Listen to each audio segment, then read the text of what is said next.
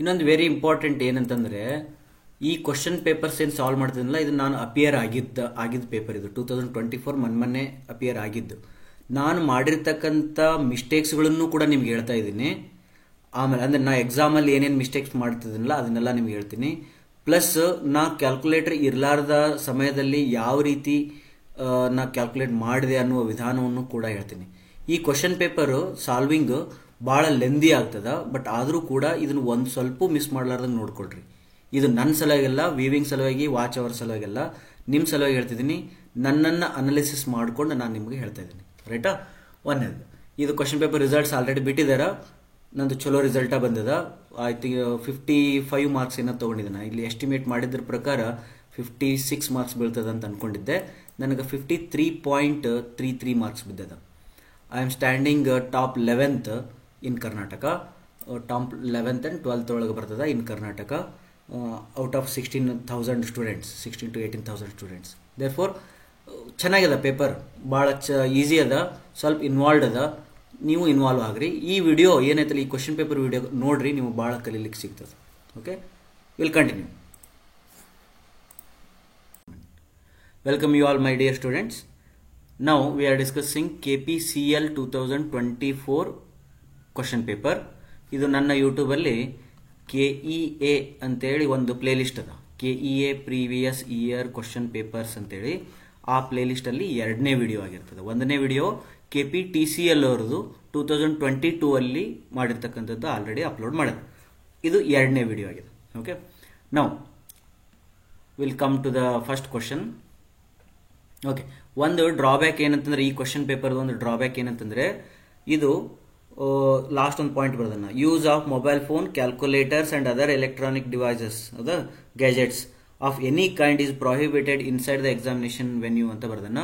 But ಇದು ಭಾಳ misleading ಇದೆ. ಯಾಕಂದ್ರೆ ನಾವು ಏನೋ ಒಂದು ಮಾಡಬೇಕು, KEAದವರಿಗೆ ಕನ್ವಿನ್ಸ್ ಮಾಡಬೇಕು, ಆಲ್ ಟೆಕ್ನಿಕಲ್ ಪೇಪರ್ಸಿಗೆ ಕ್ಯಾಲ್ಕುಲೇಟರ್ನ ಅಲೋ ಮಾಡ್ರಿ ಅಂತ. ಫಸ್ಟ್ ಪಾಯಿಂಟ್ ಏನಂತಂದ್ರೆ, all student community you should make aware of these things to the KEA ಅಫಿಷಿಯಲ್ಸಿಗೆ ಸ್ವಲ್ಪ ಇವನು ಮನವರಿಕೆ ಮಾಡಬೇಕು. ಒಂದನೇದು ಏನಂದ್ರೆ, ಕ್ಯಾಲ್ಕುಲೇಟರ್ನ ಟೆಕ್ನಿಕಲ್ ಪೇಪರ್ಸಿಗೆ ಅಲೋ ಮಾಡ್ರಿ ಅಂತ ಒಂದನೇದು. 2ನೇ ಆಪ್ಷನ್ ಏನಂತಂದ್ರೆ, ಅಕಸ್ಮಾತ್ ನೀವು ಕ್ಯಾಲ್ಕುಲೇಟರ್ ಟೆಕ್ನಿಕಲ್ ಪೇಪರ್ಸಿಗೆ ಬ್ಯಾಡ್ ಅನ್ನೋದಾದ್ರೆ ಕ್ವಶನ್ ಪೇಪರ್ನ ಸ್ಕ್ರೂಟಿನಿ ಮಾಡ್ರಿ. ಕ್ವಶನ್ ಪೇಪರ್ನ ಸ್ಕ್ರೂಟಿನಿ ಮಾಡಿ ಈ ರೀತಿ ಟಫ್ ಇರ್ತಕ್ಕಂಥ ಬುಲೆಟ್ಸ್ ಅಲ್ಲಿ, ಪಾಯಿಂಟ್ಸ್ ಅಲ್ಲಿ, ಡೆಸಿಮಲ್ಸ್ ಅಲ್ಲಿ ಇರ್ತಕ್ಕಂಥ ಕ್ವಶನ್ಸ್ ಅನ್ನು ಸ್ವಲ್ಪ ತೆಗಿಬೇಕು. ಯಾಕಂದ್ರೆ ನೋಡು, ಈ ಕ್ವಶನ್ ಪೇಪರ್ ಅಲ್ಲಿ ನಿಮಗೆ ಆಮೇಲೆ ಫೀಲ್ ಆಗ್ತದ, ಅಥವಾ ನೀವು ಬರ್ದವ್ರಿದ್ರೆ ಫೀಲ್ ಆಗ್ತದ, there are many options which are very very near to each other. 1.11, 177, 1.08 ಭಾಳ ನಿಯರ್ ಅದ. ನೀವು ರ್ಯಾಂಡಮ್ ವೇದಿಕ್ ಮ್ಯಾಥಮೆಟಿಕ್ಸ್ ಅಥವಾ ಯಾವುದೋ ಒಂದು ರ್ಯಾಂಡಮ್ ಮಲ್ಟಿಪ್ಲಿಕೇಶನ್ ಇಂದ ಬರಂಗಿಲ್ಲ. Therefore there are many questions here where roots are required, root of something is required. ಆಮೇಲೆ 1/5000, 2000 ಅಂತ ಬರ್ತಾವ. ಆಮೇಲೆ there are so many decimals, multiplications ಅದಾವ, ಸ್ಕ್ವೇರ್ಸ್ ಅದಾವ, ಕ್ಯೂಬ್ಸ್ ಅದಾವ, ಕ್ಯೂಬ್ ರೂಟ್ಸ್ ಅದಾವ. Therefore calculator is must required. Still ಏನಂತಂದ್ರೆ, ಎಲ್ಲರಿಗೂ ಸೇಮ್ ಇವ್ಯಾಲ್ಯೂಯೇಷನ್ ಇರೋದ್ರಿಂದ those who are very perfect in multiplication with numbers, playing with numbers ಏನಿರ್ತಾರಲ್ಲ ಅವರು ವಿನ್ ಆಗೇ ಆಗ್ತಾರೆ. ಓಕೆ, ಇದರಲ್ಲಿ ಅನ್ಯಾಯ ಅನ್ನೋದು ಏನಿಲ್ಲ. ಎಲ್ಲರೂ ಕ್ಯಾಲ್ಕುಲೇಟರ್ ಅಲೋ ಮಾಡಿಲ್ಲ ಅಂದ್ರೆ ಎಲ್ಲರಿಗೂ ಮಾಡಿಲ್ಲ. ಇಡೀ ಕರ್ನಾಟಕದಲ್ಲಿ ಕ್ಯಾಲ್ಕುಲೇಟರ್ ಅಲೋ ಮಾಡಿದ್ರು ಅಂದ್ರೆ ಎಲ್ಲರಿಗೂ ಮಾಡಿರ್ತಾರೆ ಅಷ್ಟೇ. Okay, nothing called injustice here, but still we have to make aware of them that calculator must be permitted ಅಂತ. Okay, for technical paper. Previous question papers ಅಲ್ಲಿ ಸಾಲ್ವ್ ಮಾಡಬೇಕಾದ ಇದು ಇತ್ತು, ಏನದು ಕ್ಯಾಲ್ಕುಲೇಟರ್ ಅಲೋ ಇತ್ತು, ಬಟ್ ಇಲ್ಲಿ ಅಲೋ ಇಲ್ಲ ಈ ಪೇಪರ್ ಅಲ್ಲಿ. ಬಟ್ ನಾವು ವಿಡಿಯೋ ಮಾಡಬೇಕಾದಾಗ ನಾನು ಎಲ್ಲ ಸೊಲ್ಯೂಷನ್ಸ್ ಅನ್ನ I will use the calculator and I will solve this paper. ಓಕೆನಾ? ನಿಮಗೆ how to solve these papers ಅಂತಂದ್ರೆ ಬೇಕಾದ್ರೆ ಇನ್ನೊಂದು ವಿದೌಟ್ ಕ್ಯಾಲ್ಕುಲೇಟರ್ ಅಂತೇಳಿ ಓನ್ಲಿ ಪ್ರಾಬ್ಲಮ್ಸ್ಗೆ ಒಂದು ವಿಡಿಯೋ ಮಾಡ್ತೀನಿ. ರೈಟಾ? ಅದನ್ನ ಬೇಕಾದ್ರೆ ಮಾಡೋಣ. ಬಟ್ ಇಲ್ಲಿ ನಾನು ಏನು ಮಾಡ್ತೀನಿ, to save the video time, to shorten the video time, I am using my calculator and I am solving these all questions. Right? We'll go to the first question. The conjugate depth at a location is horizontal rectangular channel is 4 meter wide and a conjugate depths at a location in horizontal rectangle channel is 4 meter wide, channel 4 meter wide are 0.2 meter and 1 meter. The discharge in the channel is ಅಂತ ಕೇಳಿದ್ದಾರೆ. ಓಕೆನಾ? ಇದು ಯಾವ chapter ಅಲ್ಲಿ ಬರ್ತದ? ಇದು open channel ಅಲ್ಲಿ ಬರ್ತದ. ಓಪನ್ ಚಾನಲ್ ಹೈಡ್ರಾಲಿಕ್ಸ್ ಅಲ್ಲಿ ಒಂದು ಚಾಪ್ಟರ್ ಅದ, ಓಪನ್ ಚಾನಲ್ ಅಂತೇಳಿ. ಅದರಲ್ಲಿ ಬೇಕಾದ್ರೆ ನೀವು 2ನೇ ಚಾಪ್ಟರ್ ಅನ್ಬೋದು, ನಾನ್ ಯೂನಿಫಾರ್ಮ್ ಫ್ಲೋ ಅಂತೇಳಿ. ಆ ನಾನ್ ಯೂನಿಫಾರ್ಮ್ ಫ್ಲೋದಲ್ಲಿ ನಿಮಗೆ 3 ಇಕ್ವೇಷನ್ಸ್ ಭಾಳ ಇಂಪಾರ್ಟೆಂಟ್. ನಾನು ನಿಮಗೆ ಹೋಮ್ವರ್ಕ್ ಟೈಪ್ ಕೊಡ್ತೀನಿ, ಬಿಕಾಸ್ ನಾನು ಬರೆದ್ರೆ ನೀವು ಬರ್ಕೊಂಡ್ಬಿಡ್ತೀರಿ, ಸ್ವಲ್ಪ ಹುಡುಕಿ ಹಿಡಿದ್ರೆ ನೆನಪಿರ್ತದೆ. ಡೆಲ್ಟಾ ಇಗೆ ಒಂದು ಇಕ್ವೇಷನ್ ಅದ, ಸ್ವಲ್ಪ ನೋಡ್ರಿ ಮ್ಯಾಲೊಂದು ಕೆಳಗೊಂದು ಏನೇನು ಬರೆದಿರ್ತಾರ. ಪ್ಲಸ್ ಇದಾದ್ಮೇಲೆ y1 by y2 ಅಂತೇಳಿ ಒಂದು ಇಕ್ವೇಷನ್ ಅದ, ಇವಕ್ಕೆ ಕಾಂಜುಗೇಟ್ ಡೆಪ್ಸ್ ಅಂತಾರೆ. y1 and y2 R conjugate depths. ಈ y1 and y2 ಒಂದು ಕಾಂಜುಗೇಟ್ ಡೆಪ್ತಿಗೆ ಒಂದು ಇಕ್ವೇಷನ್ ಅದ, ನಿಮಗೆ ಫಾರ್ಮ್ಯಾಟ್ ಕೊಡ್ತೀನಿ. ಹಿಂಗೆ 1/2 ಅಂತ ಇಲ್ಲಿ ಏನೇನೇನೇನೋ ಬರ್ದಿರ್ತಾರೆ, ಒಂದು ರೂಟ್ ಹಾಕಿರ್ತಾರ, ಇದ್ರ ಒಳಗಡೆ ಏನೋ ಬರ್ದಿರ್ತಾರೆ. ಈ ಫಾರ್ಮ್ಯಾಟ್ ಒಳಗೆ ಒಂದು ಹುಡುಕ್ರಿ. ಪ್ಲಸ್ ಈಗ ಬಂದಿರತಕ್ಕಂಥ ಕ್ವಶನ್ ಏನಂತಂದ್ರೆ 2q² divided by g equal to y1 into y2 into y1 plus y2. ಈ ಇಕ್ವೇಷನ್ಸ್, ಈ ರೀತಿ 3 ಇಕ್ವೇಷನ್ಸ್ ನೆನಪಿಟ್ಕೊಳ್ರಿ, ಬರೆದು ನೋಟ್ ಮಾಡಿ ಇಟ್ಕೊಳ್ರಿ. ನೀವು ಡೆಫಿನೆಟ್ಲಿ ಒಂದು ಕ್ವಶನ್ ಬರ್ತದೆ. ಓಪನ್ ಚಾನಲ್ ಫ್ಲೋದೊಳಗಡೆ 2ನೇ ಚಾಪ್ಟರ್ ಅಂದ್ರೆ ಈ 3 ಇಕ್ವೇಷನ್ಸ್ ಭಾಳ ಇಂಪಾರ್ಟೆಂಟ್, ರೈಟಾ? ಓಕೆ, ಇದರಲ್ಲಿ ಏನಂದ್ರೆ ಭಾಳ ಸಿಂಪಲ್ ಅದ. y1 ಕೊಟ್ಟಿದ್ದಾನೆ, y2 ಕೊಟ್ಟಿದ್ದಾನೆ, ನಮಗೆ q ಕೇಳಿದ್ದಾನೆ. ಓಕೆನಾ? ಫಸ್ಟ್ ಏನು ಮಾಡೋಣ, y1 ಅಂದ್ರೆ ಎಷ್ಟು 0.2 ಮೀಟರ್, y2 ಅಂತಂದ್ರೆ 1 ಮೀಟರ್. ನೀವು ಯಾವ್ದಾರು ತಗೋಬಹುದು, ಇದನ್ನ ಈ ಕಡೆ ಆದ್ರೂ ತಗೋಬಹುದು. ಇಂಟು ಮತ್ತೆ 0.2 ಪ್ಲಸ್ 1 ಮೀಟರ್ ಮಾಡ್ಕೊಳೋದು. ಈ ಜೀನ್ ಏನ್ ಮಾಡದ ಈ ಕಡೆ ತೊಗೊಂಬಂದು ಮಲ್ಟಿಪ್ಲೈ ಮಾಡ್ರಿ. ಆಮೇಲೆ ಈ 2 ಏನದಲ್ಲ ಅದನ್ನ ಪೂರ ಕೆಳಗಡೆ ತೊಗೊಂಬರ್ರಿ. ದೇರ್ಫೋರ್ ನಿಮಗೆ q² ಆನ್ಸರ್ ಬರ್ತದೆ, ರೈಟಾ? ಇದು ಎಷ್ಟು ಬರ್ತದೆ ಅಂದ್ರೆ 0.2 ಇಂಟು 1 ಪ್ಲಸ್ 1.2 ಹೌದಾ, ಸಾರಿ, ಇಂಟು 1.2 ಮಲ್ಟಿಪ್ಲೈ ಮಾಡಿದೆ, ಇಂಟು 9.81 ಮಾಡಿದೆ, ಡಿವೈಡೆಡ್ ಬೈ 2 ಮಾಡಿದೆ. ಅದು ರೂಟ್ ಅದಲ್ಲ, ಅದನ್ನು ಈ ಕಡೆ ತೊಗೊಂಡು ಬಂದರೆ I will get the answer q equal to 1.084 ಅಂತ ಬರ್ತದೆ, ರೈಟ್ ಅಲ್ಲ? ಎಷ್ಟು ಚೆನ್ನಾಗಿ ಬಂತು ನೋಡಿ ಆನ್ಸರ್. ಬಟ್ ಬಕ್ರ ಆಗಿರ್ತೀರಿ ನೀವು ಇಲ್ಲಿ, ಹೌದಾ? ಇದು ಬಂದ ತಕ್ಷಣ ನೀವು ಏನಾದರೂ ಕ್ವಶನ್ ಪೇಪರ್ ನೋಡಿದ್ರೆ ಬಕ್ರ ಆಗೋ ಚಾನ್ಸಸ್ ಭಾಳ ಇರ್ತದ. ಯಾಕಂದ್ರೆ ಇಲ್ಲಿ ನೋಡಿ ಆಪ್ಷನ್ ಯಾವ್ದದ 1.08 ಮೀಟರ್ ಕ್ಯೂಬ್ ಪರ್ ಸೆಕೆಂಡ್ ಅಂತ ಕೊಟ್ಟಿದ್ದಾನೆ. ನಿನಗೆ ಬಂದದ ಆನ್ಸರ್ 1.08. ಖುಷಿ ಆಗ್ತದ, ಬಟ್ ಖುಷಿ ಪಡಬಾರ್ದು. ಯಾಕಂದ್ರೆ ಈ ಇಕ್ವೇಶನ್ ನಲ್ಲಿ ಇರ್ತಕ್ಕಂಥ ಕ್ಯೂ ಏನದಲ್ಲ ಅದು ಸ್ಮಾಲ್ ಕ್ಯೂ ಅದ. ಅವ ಕೇಳಿದನಲ್ಲ ಅದನ್ನ metre cube per second unit ಒಳಗೆ ಕೇಳ್ತಿದ್ದಾನೆ ಅಂದ್ರೆ ಅವ ಏನ್ ಕೇಳ್ತಿದ್ದಾನ, ಡಿಸ್ಚಾರ್ಜ್ ಅಂದ್ರೆ ಕ್ಯಾಪಿಟಲ್ ಕ್ಯೂ ಕೇಳ್ತಿದ್ದಾನ. ಕ್ಯಾಪಿಟಲ್ ಕ್ಯೂಗೂ ಸ್ಮಾಲ್ ಕ್ಯೂಗೂ ಏನ್ ರಿಲೇಷನ್ ಅಂತಂದ್ರೆ capital Q divided by B ಅಂತೇಳಿ. ಅಂದ್ರೆ this is a discharge, this is a discharge per unit width.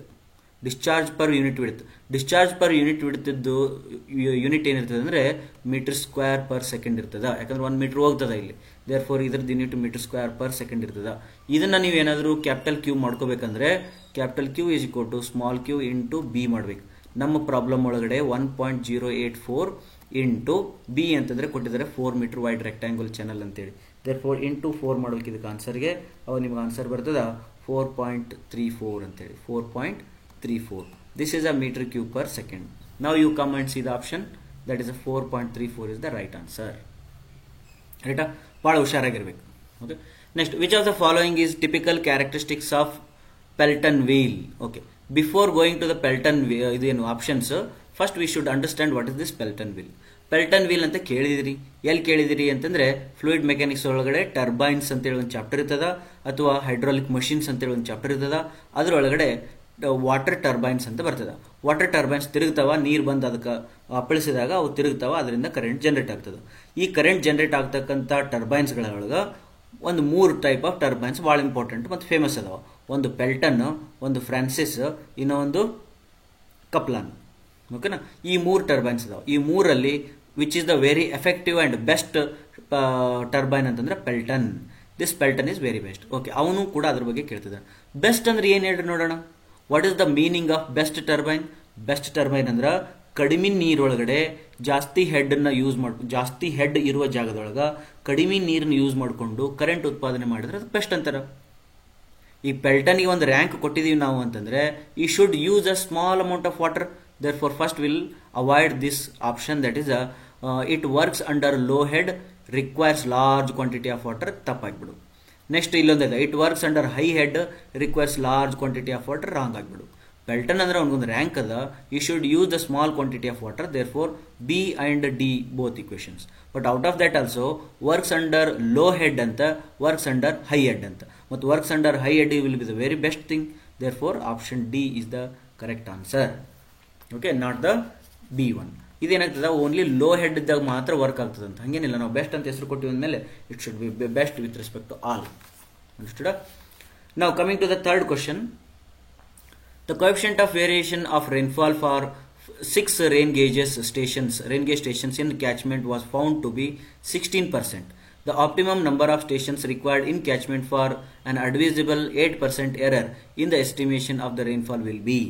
Okay, ಇದನ್ನ ಹೈಡ್ರಾಲಜಿ ಒಳಗಡೆ ರೇನ್ ಗೇಜಸ್ ಅಂತ, ರೇನ್ಫಾಲ್ ಅಥವಾ ಫಸ್ಟ್ ಚಾಪ್ಟರ್ ಪ್ರಿಸಿಪಿಟೇಷನ್ ಅಂತ ಬರ್ತದ, ಅಲ್ಲಿ ಮಳೆ ಆಗ್ತದ, ಮಳೆನ ರೆಕಾರ್ಡ್ ಮಾಡ್ಲಿಕ್ಕೋಸ್ಕರ ನಮ್ಗೆ ರೇನ್ ಗೇಜಸ್ ಇರ್ತಾವ. ಆ ರೇನ್ ಗೇಜಸ್ ಬಗ್ಗೆ ಕೇಳ್ತಿದ್ದಾನೆ. ಈಗ ಅದ್ರದ್ದು ಒಂದು ಸ್ವಲ್ಪ ಬೇಸಿಕ್ ನೋಡ್ಬೇಕಂತಂದ್ರೆ, ಈ ಫಾರ್ ಎಕ್ಸಾಂಪಲ್ ನಿಮ್ದು ಒಂದು ಏರಿಯಾ ಅದ, ಯಾವ್ದಪ್ಪ ಅಂದ್ರೆ ದೊಡ್ಡದೊಂದು ಡಿಸ್ಟಿಕ್ ಇರ್ಬೋದು, ಅಥವಾ ಯಾವುದೋ ಒಂದು ದೊಡ್ಡ ಏರಿಯಾ ಸಣ್ಣದಲ್ಲ, ದೊಡ್ಡದೊಂದು ಟೌನು ಅಥವಾ ಒಂದು 10 ಹಳ್ಳಿಗಳು ಅಥವಾ ಒಂದು ಸಿಟಿನೋ ಒಂದು ಏರಿಯಾ. ಇಲ್ಲಿ ನಿಮಗೆ ಮಳೆ ಬರ್ತದ ಅಂದ್ಮೇಲೆ ರೇನ್ ಗೇಜಸ್ ಅನ್ನು ಇಡ್ಬೇಕಂತ ಹೇಳ್ತಾರ. ರೇನ್ ಗೇಜಸ್ ಇಡಬೇಕಾದ್ರೆ ಎಷ್ಟು ರೇನ್ ಗೇಜಸ್ ಇಡಬೇಕು ಇಷ್ಟು ಏರಿಯಾದೊಳಗೆ ಅಂತಂದ್ರೆ ನಮಗೊಂದು ಆಪ್ಟಿಮಮ್ ನಂಬರ್ಸ್ ಇರ್ತಾವ. ಹೌದಾ, ಇಷ್ಟು ಇರಬೇಕಪ್ಪ, ಇಷ್ಟು ಏರಿಯಾಕ್ಕೆ 4 ರೇನ್ ಗೇಜಸ್ ಆದ್ರೆ ಅಥವಾ 5 ರೇನ್ ಗೇಜಸ್ 6 ರೇನ್ ಗೇಜಸ್ ಆದ್ರೆ ನಿಮ್ಗೆ ಏನಾಗ್ತದ, ಪರ್ಫೆಕ್ಟ್ ಆಗಿ ಅದು ರೇನ್ ಡಾಟಾನ ತಗೊಳ್ತದ ಅಂತೇಳಿ. ಹಂಗಾರೆ ಇದನ್ನ ಹೆಂಗೆ ಡಿಸೈಡ್ ಮಾಡ್ಬೇಕು? How many rain gauges we have to put for a particular area ಅಂತಂದ್ರೆ ಅದಕ್ಕೆ ಏನ್ ಕಂಡಿಡ್ತಾರೆ ಅಂದ್ರೆ optimum number of stations required for the catchment area. ಅದಕ್ಕೆ ನಂಬರ್ ಅಂತಾರೆ. ಆ ನಂಬರ್ಗೆ ಫಾರ್ಮುಲಾ ಏನಂತಂದ್ರೆ n equal to coefficient of variance divided by error divided by whole square ಅಂತೇಳಿ. ಕೋಎಫಿಷಿಯಂಟ್ ಆಫ್ ವೇರಿಯನ್ಸ್ ಅಂದ್ರೆ ಏನು ನೋಡಿ, ಬಹಳ ಮಜಾ ಅದ.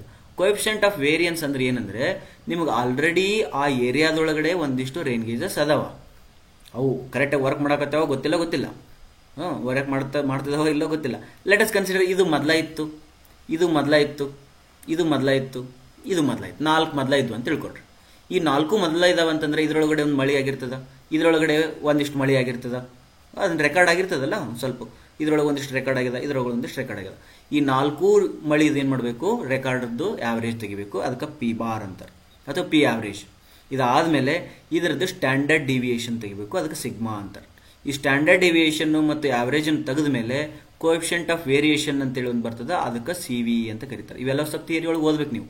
ಕೋಎಫಿಷಿಯಂಟ್ ಆಫ್ ವೇರಿಯೇಷನ್ ಅಂತಾರೆ, ಅದಕ್ಕೆ ಸಿ ವಿ ಅಂತಾರೆ. ಆ ಸಿ ವಿ ಬಂದ ಮೇಲೆ ಅದನ್ನ ನಾವು ಇದ್ರೊಳಗೆ ಸಬ್ಸ್ಟಿಟ್ಯೂಟ್ ಮಾಡಬೇಕು. ಈ ಎರರ್ ಅಂದ್ರೆ ಏನಪ್ಪಾ ಅಂತಂದ್ರೆ ಇಷ್ಟೆಲ್ಲ ಕ್ಯಾಲ್ಕುಲೇಷನ್ ಪ್ರೊಸೀಜರ್ಸ್ ಮತ್ತೆ ಇದ್ರೊಳಗಡೆ ಏನು rain gauges rainfall data collect ಆಗ್ತದಲ್ಲ, ಈ ಎಲ್ಲಾ ಡಾಟಾದೊಳಗಡೆ ಒಂದಿಷ್ಟು ಎರರ್ ಇರ್ತದೆ, ಯಾಕಂದ್ರೆ ಅವು ಸರಿ ಇಲ್ಲ, ಅವು ಹಂಗಾಗಿ ಎರರ್ ಇರ್ತದೆ. ಇದನ್ನೆಲ್ಲ ನೋಡಿದ್ರೆ ಈ ಪ್ರಾಬ್ಲಮ್ ಅಲ್ಲಿ 16% ಕೋಎಫಿಷಿಯಂಟ್ ಆಫ್ ವೇರಿಯನ್ಸ್ ಅಂತೆ, 8% ಎರರ್ ಅಂತೆ. ಹಾಗಾದ್ರೆ ಎಷ್ಟು ಬೇಕು ಅಂತ ಕೇಳ್ತಿದ್ದೆ ನಾವು ಇದ್ರೊಳಗೆ ಸಬ್ಸ್ಟಿಟ್ಯೂಟ್ ಮಾಡು. 16 ಡಿವೈಡೆಡ್ ಬೈ 8 ಹೋಲ್ ಸ್ಕ್ವೇರ್ ಮಾಡಿದ್ರೆ 8 1 2 2 ಸ್ಕ್ವೇರ್ ಅಂತಂದ್ರೆ 4. ಅಂದ್ರೆ ನೋಡು, ಈ ಟೋಟಲ್ ಏರಿಯಾದೊಳಗಡೆ 4 ರೇನ್ ಗೇಜಸ್ ಆದ್ರೆ ಸಾಕು, ಅದು optimum number.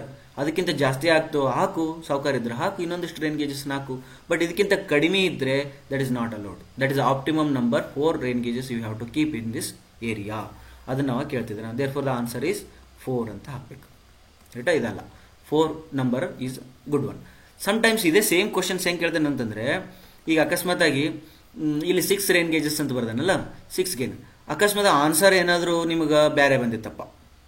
Okay, for example answer ಏನಂದ್ರೆ ಇಲ್ಲೊಂದು 4% ಎರರ್ ಇತ್ತು ಅಂದ್ರೆ ಏನಕ್ಕಿತ್ತು ನೋಡಿ ಪ್ರಾಬ್ಲಮ್. ನಾ ಬೇರೆ ಹೇಳ್ತಿದ್ದೀನ, ಅವಾಗ 16 ಡಿವೈಡೆಡ್ ಬೈ 4 ಹೋಲ್ ಸ್ಕ್ವೇರ್ ಬರ್ತಿದ್ದೆ, 4 1 4 4 ಬರ್ತಿದ್ದೆ. ಟೋಟಲ್ ಏನಾದ್ರು 4 ಸ್ಕ್ವೇರ್ ಅಂತಂದ್ರೆ 16 ಅಂದ್ರೆ 16 number of rain gauges R required for this area. ಈ ಕ್ವಶನ್ ಅವಾಗ ಏನ್ ಕೇಳ್ತಾನ ಅಂತಂದ್ರೆ ನಂಬರ್ ಆಫ್ ಆಪ್ಟಿಮಮ್ ಅಂತ ಕೇಳಂಗಿಲ್ಲ. ಅವಾಗ ಏನ್ ಕೇಳ್ತಾನೆ, additionally how many rain gauges are need to be installed in the area ಅಂತ ಕೇಳ್ತಾನೆ. Additional how many rain gauges need to be installed in the area ಅಂತಂದ್ರೆ ಆಲ್ರೆಡಿ 6 ಅದಾವ, ನಿನಗ ಆನ್ಸರ್ 16 ಬಂದದ. ದೇರ್ ಫೋರ್ 16 - 6 ಮಾಡಿ additionally 10 rain gauges we have to install in the area ಅಂತ answer ಮಾಡಬೇಕು. Therefore question ಅನ್ನ ಗೇಟ್ ಒಳಗಡೆ ಬಹಳ ಸತಿ ಕೇಳ್ತಾರೆ. ಈ ಕ್ವಶನ್ ಮೇಲೆ IES ಒಳಗಡೆ ಈ ಫಾರ್ಮುಲಾ ಮೇಲೆ ಬಹಳ ಸತಿ ಕೇಳಿದರೆ ಅವಾಗ ಯಾವಾಗಲೂ ಕೂಡ ಆಪ್ಟಿಮಮ್ ನಂಬರ್ ಕೇಳಿದಾಗ ಆಪ್ಟಿಮಮ್ ನಂಬರ್ ಹೇಳಬೇಕು, ಆಮೇಲೆ ಅಡಿಷನಲ್ ನಂಬರ್ಸ್ ಕೇಳಿದಾಗ ಅಡಿಷನಲ್ ನಂಬರ್ ಹೇಳಬೇಕು. ಬಹಳ ಹುಷಾರಾಗಿ ಆನ್ಸರ್ ಮಾಡಬೇಕು. Next question, the rate of rainfall for the successive 30-minute interval are 1.6, 3.6, 5, 2.8, 2.2 and 1 centimeter per hour. Hydrology ಒಳಗಡೆ ಯಾವಾಗಲೂ ನೀವು ಯೂನಿಟ್ಸ್ ಮೇಲೆ ಬಹಳ ಕಾನ್ಸಂಟ್ರೇಟ್ ಮಾಡಬೇಕು. ಹೈಡ್ರಾಲಜಿ ಒಳಗಡೆ especially all the chapters very near to hydrograph. ಇನ್ನೊಂದು ನೆನ್ಪಿಟ್ಕೊಡ್ರಿ, ಹೈಡ್ರಾಲಜಿ ಒಳಗಡೆ ಏನು ಓದ್ಬೇಕಂತ ನಿಮ್ಗೆ ಕನ್ಫ್ಯೂಷನ್ ಇತ್ತಂದ್ರೆ ಸ್ಟಾರ್ಟ್ ಮಾಡ್ರಿ. ಮಳೆ ಬರೋದ್ರಿಂದ ಹೈಡ್ರಾಲಜಿಕಲ್ ಸೈಕಲ್ ಅದೇನೈತಲ್ಲ, ಹೈಡ್ರಾಲಜಿಕಲ್ ಸೈಕಲ್ ಅಂತ ಇರ್ತದೆ, ವಾಟರ್ ಸೈಕಲ್. ಈ ವಾಟರ್ ಸೈಕಲ್ ಇಂದ ಈ ಸಬ್ಜೆಕ್ಟ್ ಸ್ಟಾರ್ಟ್ ಆಗ್ತದ. ಇದು ರಿವರು, ಕೆನಲ್, ಆಮೇಲೆ ಕೆನಲ್ ಫಾರ್ಮೇಷನ್, ರಿವರ್ ಫಾರ್ಮೇಷನ್, ಇವೆಲ್ಲ ರಿವರ್ ಫ್ಲಡ್ ಗಿಡ್ ಅವೆಲ್ಲ ಸ್ಟಡಿ ಆಗ್ತಾವ. ಬಟ್ ನೀವು ಟೈಮ್ ಇಲ್ಲಾರ್ದವರು ಅಥವಾ ಮ್ಯಾಕ್ಸಿಮಮ್ ಮಾರ್ಕ್ಸ್ ಎಕ್ಸ್ಪೆಕ್ಟ್ ಮಾಡೋರು ಏನು ಮಾಡ್ರಿ ಅಂದ್ರೆ ಹೈಡ್ರೋಗ್ರಾಫ್ ತನಕ ಓದಬೇಕು. ಹೈಡ್ರೋಗ್ರಾಫ್ ತನಕ ನಿಮ್ಮ ಕಾನ್ಸೆಪ್ಟ್ಸ್ ಕ್ಲಿಯರ್ ಆಗಿರ್ಬೇಕು. ಸೈಕಲ್ ಮಳಿ ಹೆಂಗೆ ಬರ್ತದ, ಮಳಿ ಎಷ್ಟು ಬರ್ತದ, ಮಳಿ ಹೆಂಗೆ ಮೆಜರ್ ಮಾಡಬೇಕು, ಡ್ರಾಪ್ಸ್ ಡಯಾಮೀಟರ್ಸ್ ಏನದಾವ, ಮತ್ತೆ ಟೆಕ್ನಿಕ್ಸ್ ಹೆಂಗದಾವ, ರೇನ್ ಗೇಜಸ್ ಎಷ್ಟು ಇರ್ತಾವ, ಎಷ್ಟು ಹಾಕಬೇಕು, ಆಮೇಲೆ ಆವರೇಜ್ ಆಫ್ ರೇನ್ಫಾಲ್ ಹೆಂಗೆ ತೆಗಿಬೇಕು, ಪ್ಲಸ್ ಮಿಸ್ಸಿಂಗ್ ಡಾಟಾಗಳನ್ನು ಹೆಂಗೆ ಪ್ರಿಡಿಕ್ಟ್ ಮಾಡಬೇಕು, ಅದೆಲ್ಲ ಪ್ರಿಸಿಪಿಟೇಷನ್ ಒಳಗಾಯ್ತು. ಅದಾದ್ಮೇಲೆ ಮಳಿ ಆಯ್ತು. ಈಗ ಮಳಿ ಆದ್ಮೇಲೆ ಎಷ್ಟು ರನ್ ಆಫ್ ಆಗ್ತದ, ಹೆಂಗೆ ಹರ್ಕೊಂಡು ಹೋಗ್ತದ, ಎಷ್ಟು ಹರಿತದ, ಎಷ್ಟು ಕ್ವಾಂಟಿಟಿ ಹರಿತದ, ಅದನ್ನು ಸೆಂಟಿಮೀಟರ್ ಡೆಪ್ತ್ ಒಳಗಾರ ಹರಿಬೋದು ಅಥವಾ volume ಒಳಗಾರ ಹರಿಬೋದು.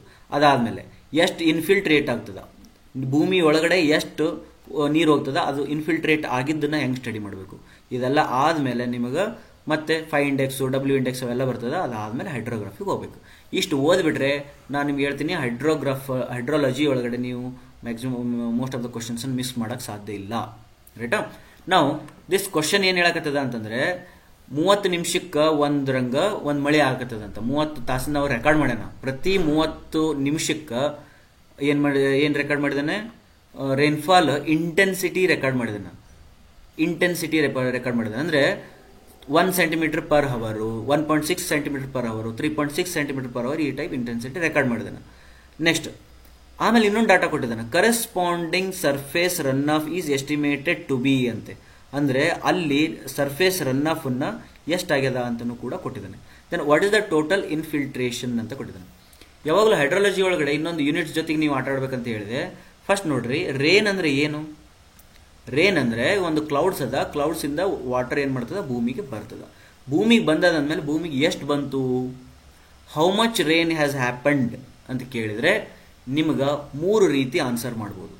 How much rain has happened ಅಂತಂದ್ರೆ ಫಸ್ಟ್ ಆನ್ಸರ್ ಏನಂತಂದ್ರೆ 3 ಸೆಂಟಿಮೀಟರ್ ರೇನ್ ಹ್ಯಾಸ್ ಹ್ಯಾಪನ್ಡ್ ಅಂತ. ಇದಕ್ಕೇನಂತಾರೆ ಡೆಪ್ತ್ ಆಫ್ ರೇನ್ಫಾಲ್ ಅಂತಾರೆ.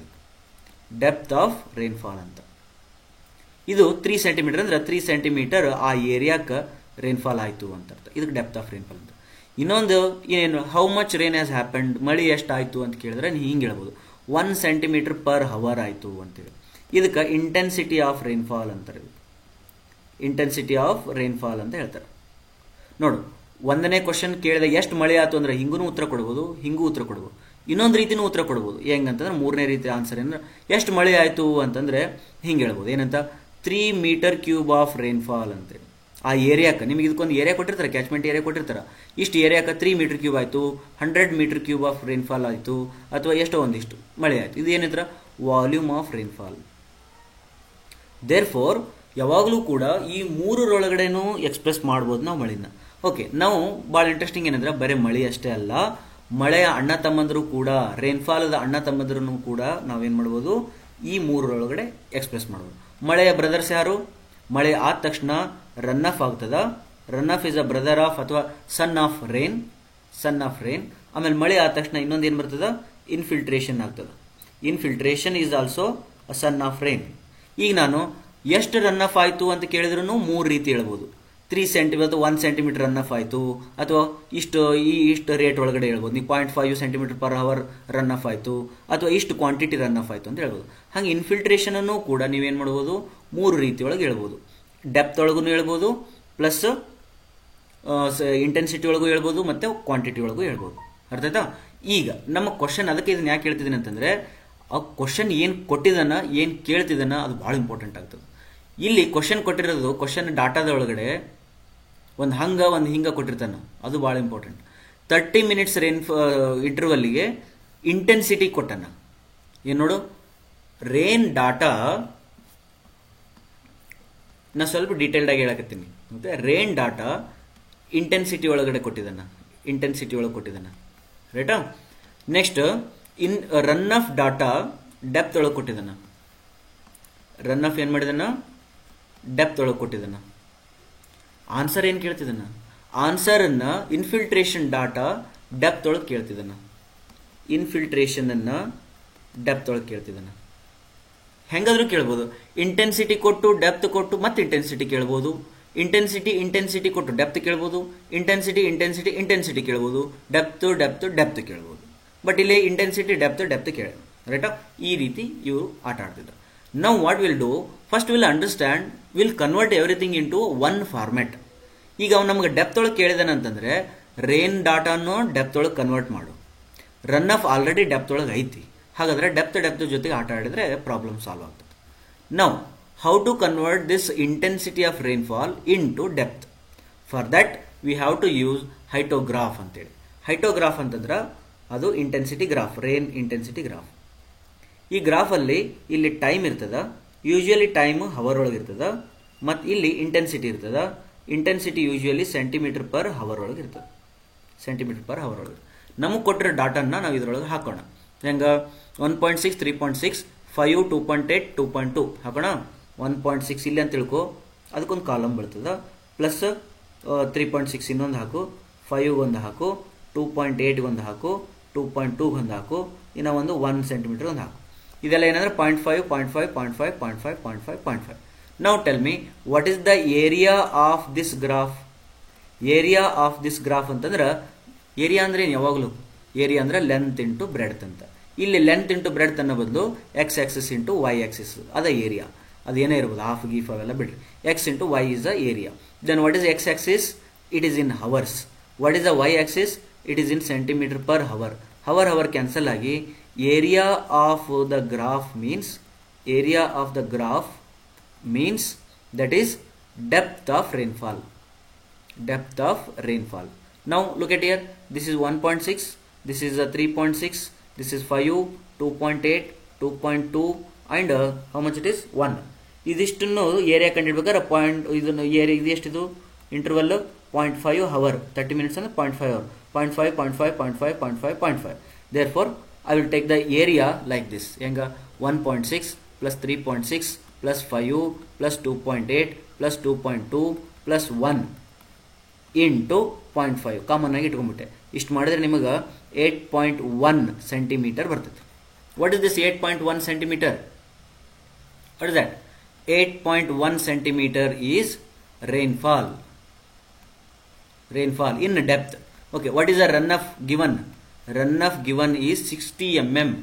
60 mm means what? That is 6 centimeter. Therefore, what is infiltration? Infiltration ಅಂದ್ರೆ ಮಳೆ ಆಗಿದ್ದು ಹರ್ಕೊಂಡು ಹೋಗಿದ್ದು ಉಳಿದಿದ್ದು ಏನೈತಲ್ಲ ಅದು ಇನ್ಫಿಲ್ಟರ್ ಆಗಿರ್ತದೆ. Therefore, 8.1 minus 6 is 2.1 centimeter is the right answer. Okay. Now come to the options. Now look at here. There is no 2.1 answer here. ನಾವು ಮಾಡಿದ ಕರೆಕ್ಟ್ ಐತೆ ಮತ್ತೆ ಲೆಕ್ಕ. 2.1 ಆಪ್ಷನ್ ಇಲ್ಲ. Therefore, ಈ ಪ್ರಾಬ್ಲಮ್ಗೆ KE ಅದವ್ರು ಏನು ಮಾಡಿದ್ದಾರೆ ಅಂದ್ರೆ ಗ್ರೇಸ್ ಮಾರ್ಕ್ಸ್ ಕೊಟ್ಟಿದ್ದಾರೆ. ನೀವು ಕೀ ಆನ್ಸರ್ಸ್ಗಳು ನೋಡ್ಬೋದು, ಇದಕ್ಕೆ ಗ್ರೇಸ್ ಮಾರ್ಕ್ಸ್ ಕೊಟ್ಟಿದ್ದಾರೆ. ರೈಟಾ? Will go to the next question. The unit hydrograph of a catchment is triangle. ಇದು ಟ್ರಯಾಂಗಲ್ ಯಾಕೆ ಅಂತ ಹೇಳ್ತೀನಿ ಫಸ್ಟ್. ಓಕೆ, ಓದ್ಬಿಡೋಣ. In shape having the time base of 50 hours and peak discharge of 80 m³ per second, the area of the catchment is ಅಂತ ಕೇಳಿದೆ. First ಏನದು hydrograph ಅಂದ್ರೆ ಏನು ನೋಡೋಣ. ಹೈಡ್ರೋಗ್ರಾಫ್ ಅಂದ್ರೆ ಅದು ಒಂದು ಗ್ರಾಫ್, ಹೌದಲ್ಲ? ಅದೊಂದು ಗ್ರಾಫ್. ಇದರೊಳಗೆ ಏನಿರ್ತದೆ? ಇಲ್ಲಿ ಟೈಮ್ ಇರ್ತದ, ಇಲ್ಲಿ ಡಿಸ್ಚಾರ್ಜ್ ಇರ್ತದೆ. ಡಿಸ್ಚಾರ್ಜ್ ಯೂನಿಟ್ ಏನು? m³ per second. ಸೆಕೆಂಡ್ ಅಂದ್ರೆ ಟೈಮ್. Okay, right. ಇದು ಹೈಡ್ರೋಗ್ರಾಫ್ ಯಾವಾಗಲೂ ಹಿಂಗಿರ್ತೈತಿ, ಅಥವಾ ಹಿಂಗ ಇರ್ತದ, ಅಥವಾ ಹಿಂಗಿರ್ತದ, ಹಿಂಗೇನೋ ಒಂದಿಷ್ಟು ಶೇಪ್ ಒಳಗೆ ಇರ್ತದೆ. ಬಟ್ ಇವೆಲ್ಲ ಶೇಪ್ದು ಇರ್ರೆಗ್ಯುಲರ್ ಶೇಪ್ದು ಏರಿಯಾ ಕಂಡಿಡಕ್ಕೆ ಬರಂಗಿಲ್ಲ. ಹಾಗಾಗಿ ಹುಡುಗರಿಗೆ ಹೆಲ್ಪ್ ಆಗಲಿ ಅಂತೇಳಿ, ಸ್ಟೂಡೆಂಟ್ಸ್ಗೆ ಹೆಲ್ಪ್ ಆಗಲಿ ಅಂತೇಳಿ ಅವ ಏನು ಮಾಡಿದಾನ, ಟ್ರಯಾಂಗಲ್ ಶೇಪ್ ಅಂತ ಹೇಳ್ತಾನೆ. ಕ್ಯಾಚ್ಮೆಂಟ್ ಏರಿಯಾಗೆ ಹೈಡ್ರೋಗ್ರಾಫ್ ಹೆಂಗೈತಂತ ಟ್ರಯಾಂಗಲ್ ಶೇಪ್ ಐತಂತ. ಹಾಗಾದ್ರೆ ಇದು ಗ್ರಾಫ್ ಹೆಂಗಾಯ್ತು ಈಗ ನಮ್ದು? Triangle shape. ಓಕೆ, ಈ ಟ್ರಯಾಂಗಲ್ ಶೇಪ್ದೊಳಗಡೆ ಎಷ್ಟು ಹವರ್ದು ಹೈಡ್ರೋಗ್ರಾಫ್ ಅಂತಂದ್ರೆ ಇದು 25 hour ಹೈಡ್ರೋಗ್ರಾಫ್ ಅಂತ. Unit hydrograph 25 hour. Then what is the maximum discharge peak ಅಂತಂದ್ರೆ ಏನು ಕೊಟ್ಟಿದ್ದನ್ನ 80 m³ per second ಒಳಗಡೆ ಕೊಟ್ಟಿದ್ದಾನೆ. ಓಕೆ, ಇದು ಏನಿದು? ಇದು m³ per second. ಇದು ಏನಿದು? ಸೆಕೆಂಡ್ ಅಥವಾ ಹವರ್. ಇವೆಲ್ಲವನ್ನು 1 ಯೂನಿಟ್ ಒಳಗೆ ಕನ್ವರ್ಟ್ ಮಾಡಬೇಕು. ಇಷ್ಟು ಕೊಟ್ಟಾದ್ಮೇಲೆ ಏನು ಮಾಡ್ಬೇಕಂತಂದ್ರೆ ಕ್ಯಾಚ್ಮೆಂಟ್ ಏರಿಯಾ ಕಂಡಿದ್ದಾನೆ. ಫಸ್ಟ್ ನಾವು tell me what is the area of, ಇದನ್ನು ಬರ್ಕೊಡ್ರಿ, ಇದನ್ನು, ಇದು ಭಾಳ important. Area of unit hydrograph is equal to ಏನು ಬರ್ತದೆ ಹೇಳ್ರಿ ನೋಡೋಣ. ಏರಿಯಾ ಅಂದ್ರೆ ಲೆಂತ್ ಇಂಟು ಬ್ರೆಡ್ತ್, ಅಂದ್ರೆ X axis into Y axis. X axis ಒಳಗಡೆ ಹವರ್ ಅದ, ವೈ ಆಕ್ಸಿಸ್ ಒಳಗಡೆ ಮೀಟರ್ ಕ್ಯೂಬ್ ಪರ್ ಸೆಕೆಂಡ್ ಅದ. ಸೆಕೆಂಡ್ ಅಂದ್ರೆ ಟೈಮ್ ಅಲ್ಲ, ಇದು time. Therefore time cancel, answer metre cube ಬರ್ತದೆ. ಓಕೆ, ಬರೀ area of unit hydrograph is equal to volume of run of. Volume of run of ಇದು ನೆನ್ಪಿಟ್ಕೋಬೇಕು. ಇಷ್ಟಾಯ್ತಾ? ಓಕೆ, ಈಗ ಮಾಡಿಬಿಡೋಣ. What is the area of this unit hydrograph? That is half into base 25 ಹವರನ್ನು ಸೆಕೆಂಡಿಗೆ convert ಮಾಡು. 60 into 60, half into base into height. Height ಎಷ್ಟೈತಿ? 80. This is your area of unit hydrograph. ಇದು ಆನ್ಸರ್ ಎಷ್ಟು ಬರ್ತದ? ಇದು 0.5 into 25 into 60 into 60 into 80. This comes 360 into 10⁴ ಬಂತು. Into 10⁴. Unit ಏನಿದು? ಇದು ಮೀಟರ್ ಕ್ಯೂಬ್ ಬಂತು. ಇದನ್ನೇನೋಣ? ವಾಲ್ಯೂಮ್ ಆಫ್ ರನ್ ಆಫ್ ಅಂತ ಬರಿಬೋದು. Volume of run off. Then ಇಷ್ಟು ಮೀಟರ್ ಕ್ಯೂಬ್ ಆಫ್ ವಾಟರ್ ಎಲ್ಲಿ ಹರಿಯಾಕತ್ತದ ಅಂದ್ರೆ ಒಂದು ಯಾವುದೋ ಒಂದು ದೊಡ್ಡ ಏರಿಯಾದೊಳಗೆ ಹರಿತಿರ್ತದ. ಆ ಏರಿಯಾ ಹಿಂಗದ ಅಂತಂದ್ರೆ ಆ ಏರಿಯಾದೊಳಗಡೆ ಹರಿತಿರ್ತದ. ಇಷ್ಟು ಒಂದು ಏನೋ ಒಂದು ಥಿಕ್ನೆಸ್ ಒಳಗಡೆ ಹರಿತಿರ್ತದ, ಯಾಕಂದ್ರೆ ವಾಲ್ಯೂಮ್ ಅದು. ಓಕೆ, ಇದು ಏರಿಯಾ ಆಯಿತು ಅಂತಂದ್ರೆ what is this thickness? Okay, unit hydrograph use ಮಾಡ್ತಾ ಇದ್ರಿ ಅಂದ್ರೆ unit hydrograph is always drawn for 1 centimetre runoff. Unit hydrograph is always drawn for 1 centimeter runoff. Therefore, your volume means what? That is the area of catchment. Area of catchment into 1 centimeter. Into 1 centimeter. This is area of catchment into 1 centimeter. What you want? We want area of catchment. Then 1 centimeter you send this side. 360 into 10⁴ divided by 1 centimeter, 0.01 meter. Then this 0.01 will go to the top. This comes 360 into 10⁶. 10⁶ ಅಂತಂದ್ರೆ 10⁵ ಇದು whole square ಅಂದ್ರೆ metre to metre kilometre ಆಗ್ತದ. therefore this answer is 360 kilometer square. This is your area of catchment. Okay, now come and see the option. That is your area of catchment is 360 kilometer square. Okay, now sixth question. Select the option through appropriate regarding the following two statements labeled assertion and reasons. Assertion: social upliftment of the people in rural areas can be achieved by implementing proper irrigation practice. Correct ಹೇಳಕತ್ತೇನೋ. Irrigation practices ಅನ್ನ implement ಮಾಡೋದ್ರಿಂದ local ಅಥವಾ rural ಏರಿಯಾದಲ್ಲಿ ಅಲ್ಲಿರ್ತಕ್ಕಂಥ ಮಂದಿದು social upliftment ಆಗ್ತದ. Correct ಹೇಳೋಣ. Very good. Okay, irrigation will create a lot of employment opportunities for the rural areas. 100% right. Irrigation opportunity ಇದ್ದಂಗೆಲ್ಲ ಏನಾಗ್ತದ, ರೂರಲ್ ಏರಿಯಾದೊಳಗಡೆ ಅಪಾರ್ಚುನಿಟಿ ಅದ. Therefore the D option is right. Both reasons and assertions are true and R is the correct explanation for the assertion. Right? Next question. The details of the particular crop in a season is as below. Base period of crop is 120, that is your B, and watering depth at a different period of crop growth is 20 cm, 32 cm, 25 cm and 13 cm. Don't read this. Now ಇದು ಏನಂತಂದ್ರೆ ಇದು depth of water ಅಂತಂದ್ರೆ depth of water required ಅಂದ್ರೆ ಇದು delta. This is your delta. Okay, ನಮ್ಮ equation ಏನದ? What is our equation? Our equation is delta in metre. ಇದು ಮರಿಬಾರ್ದು. Delta in metre equal to 8.64 into base period divided by duty. ನಾವು duty in hectare per ಏನದು hectare per cumec. Right? ನಾವು ಈಗ ಏನೇನು ಕೊಟ್ಟರೆ ಅದನ್ನ ಸಬ್ಸ್ಟಿಟ್ಯೂಟ್ ಮಾಡೋಣ. 8.64 ಡ್ಯೂಟಿ ಕೇಳಿದಾನ, ದೇರ್ಫೋರ್ ಡ್ಯೂಟಿ ಇಲ್ಲಿ ಇಡ್ತೀನಿ. Base period 120 ಕೊಟ್ಟಿದ್ದಾನ. ಡೆಲ್ಟಾ ಇಲ್ಲಿ ಬರಿತೀನಿ. ಬಟ್ ಡೆಲ್ಟಾ ಡಿಫ್ರೆಂಟ್ ಕ್ರಾಪ್ ಅಟ, ಬಟ್ ಎಲ್ಲ ಒಂದೇ ಜಾಗದೊಳಗೆ ಇರೋದ್ರಿಂದ ಡಿಫ್ರೆಂಟ್ ಕ್ರಾಪ್ಸ್ ಅದಾವ ಒಂದೇ ಜಾಗದೊಳಗೆ ಇರೋದ್ರಿಂದ I will add all of them. ಎಷ್ಟಾಗುತ್ತೆ? 20 + 32 + 25 + 13. ಇದನ್ನ ಆ್ಯಡ್ ಮಾಡ್ಕೋಬೇಕು ನಾವು. 20 + 32 + 25 + 13 ಇದನ್ನ ಆ್ಯಡ್ ಮಾಡಿದ್ರೆ 90 ಸೆಂಟಿಮೀಟರ್ ಬರ್ತದೆ. 90 ಸೆಂಟಿಮೀಟರ್. ಬಟ್ 90 ಸೆಂಟಿಮೀಟರ್ ಬರೋಂಗಿಲ್ಲ, ಮೀಟರ್ ಒಳಗೆ ಬರಬೇಕು. ದೇರ್ಫೋರ್ 0.9 ಮೀಟರ್ ಒಳಗೆ ಬರಿತೀನಿ. ಇದು ಡೇಸ್ ಒಳಗೆ. ಡೋಂಟ್ ವರಿ, ಅವೆಲ್ಲ ತಾನಾಗೆ ಡಿರೈವೇಷನ್ ಮಾಡ್ಕೊಂಡು ಬಂದಿರ್ತಾವ. ಈಗ 8.64 into 120 divided by 0.9. The answer is 1152 exact. 1152. Therefore the correct answer is 1152. Next the conditions to be satisfied for a channel to be a regime as per Lacey is a scientist. Lacey's theorem ಅಂತ ಒಂದದ. ಆ ಲೇಸಿಸ್ theorem ಒಳಗಡೆ ಒಂದು channel ಅನ್ನ design ಮಾಡ್ತಾರೆ. ಅದಕ್ಕೆ regime ಅಂತ ಹೇಳ್ಬೇಕಾದ್ರೆ ಏನೇನು ಕಂಡೀಷನ್ಸ್ ಇರಬೇಕಂತ ಕೇಳಿದ್ರು. ಅದು ಕಾನ್ಸ್ಟಂಟ್ ಡಿಸ್ಚಾರ್ಜ್ ಅನ್ನು ಹೊಂದಿರಬೇಕು. 100% ರೈಟ್ ಆನ್ಸರ್. ಅದು ಸ್ಯಾಟಿಸ್ಫೈ ಆಗಬೇಕಾದ್ರೆ ಅದು ಕಾನ್ಸ್ಟಂಟ್ ಡಿಸ್ಚಾರ್ಜ್ ಹೊಂದಿರಬೇಕು. Correct. Second one, silt grade and silt concentration are constant. ಅದಕ್ಕೊಂದು ವ್ಯಾಲ್ಯೂ ಇರ್ತದೆ, ಸಿಲ್ಟ್ ಗ್ರೇಡ್ ಸಿಲ್ಟ್ ಕಾನ್ಸಂಟ್ರೇಷನ್ ಅಂತೇಳಿ, ಅದು ಕಾನ್ಸ್ಟಂಟ್ ಇರಬೇಕಂತ. That is also right answer. ಮೂರನೇದು ಏನಂತಂದ್ರೆ the channel is flowing in unlimited coherent alluvium of the same alluvial character as that transported ಅಂತ ಹೇಳ್ತಾರೆ. Alluvial ಅಂತಂದ್ರೆ ರಿವರ್ ವಾಟರ್ ಫ್ಲೋ ಆಗೋದು ಅದಕ್ಕೆ. ಓಕೆ, ಇದು ಕೂಡ ಕರೆಕ್ಟ್ ಅದ. Therefore the correct answer is all 3 are correct. In above statement which are true, above are true ಅಂತ ಕೇಳಿದ್ರೆ 1, 2, 3 are true. While designing RCC structures by limit state method. Okay, limit state method ಮಾಡಬೇಕಾದ್ರೆ ಏನು options ನೋಡು. Both loads and strengths will be underestimated, both loads and strengths will be overestimated. Okay, ನೋಡೋಣ.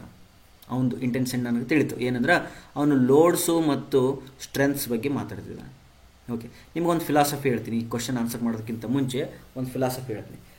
Not only limit state method ಒಳಗೆ ಅಷ್ಟೇ ಅಲ್ಲ, ಜೀವನದೊಳಗೂ ಕೂಡ ನೀವು ಸುಖವಾಗಿ ಬದುಕಬೇಕಂತಂದ್ರೆ ಯಾವಾಗಲೂ ಹಿಂಗೆ ಯೋಚನೆ ಮಾಡ್ರಿ. ನನ್ನಲ್ಲಿರ್ತಕ್ಕಂಥ ಸ್ಟ್ರೆಂತ್ ಏನೈತಲ್ಲ, ಜೀವನವನ್ನು ಸಾಗಿಸ್ತಕ್ಕಂಥ ಸ್ಟ್ರೆಂತ್ ಏನೈತಲ್ಲ, ಅದು ನೀವು ಯಾವಾಗಲೂ ಅಂಡರ್ ಎಸ್ಟಿಮೇಟ್ ಮಾಡ್ರಿ. ನಾ ಭಾಳ ಶಾಣೆ ಅಂತ ಅನ್ಕೊಳಕ್ ಹೋಗ್ಬೇಡ್ರಿ. ಏನು ಮಾಡ್ರಿ, ನೀ ಶಾಣೆ ಇರ್ಬೋದು, ಬಟ್ ಏನು ಮಾಡಿ ನಿನ್ನ ಸ್ಟ್ರೆಂತನ್ನು ಅಂಡರ್ ಎಸ್ಟಿಮೇಟ್ ಮಾಡ್ಕೋ. ಅರ್ಥಾಯ್ತಾ? ಇದು ಒಂದನೇದು. ಎರಡನೇದು ಏನಂದ್ರೆ ನಿನಗೆ ಬರ್ತಕ್ಕಂಥ ಪ್ರಾಬ್ಲಮ್ಸ್ಗಳೇನದಾವಲ್ಲ, ಲೋಡ್ಸ್, ಅದನ್ನು ಓವರ್ ಎಸ್ಟಿಮೇಟ್ ಮಾಡು. ನನಗೇನು ಪ್ರಾಬ್ಲಮ್ಸ ಇಲ್ರಿ ಅಂತ ಅನ್ಕೊಳಕ್ ಹೋಗ್ಬೇಡ.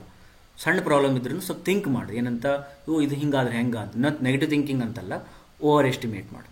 ಇಷ್ಟು ಮಾಡಿದಿ ಅಂತಂದ್ರೆ ನಿನಗೆ ಲಿಮಿಟ್ ಸ್ಟೇಟ್ ಮೆಥಡ್ ಒಳಗೆ ಬದುಕಕತ್ತಿ ಅಂತ ಅರ್ಥ. ಲಿಮಿಟ್ ಸ್ಟೇಟ್ ಮೆಥಡ್ ಒಳಗೆ ಬದುಕಕತ್ತಿ ಅಂದ್ರೆ you are safe, you are not in a failure position ಅಂತ. ಅರ್ಥಾಯ್ತಾ? ಏನು ಮಾಡಬೇಕು, ಸ್ಟ್ರೆಂತ್ಸನ್ನ ಅಂಡರ್ ಎಸ್ಟಿಮೇಟ್ ಮಾಡಬೇಕು, ಲೋಡ್ಸನ್ನು ಓವರ್ ಎಸ್ಟಿಮೇಟ್ ಮಾಡಬೇಕು, ಪ್ರಾಬ್ಲಮ್ಸನ್ನು ಓವರ್ ಎಸ್ಟಿಮೇಟ್ ಮಾಡಬೇಕು.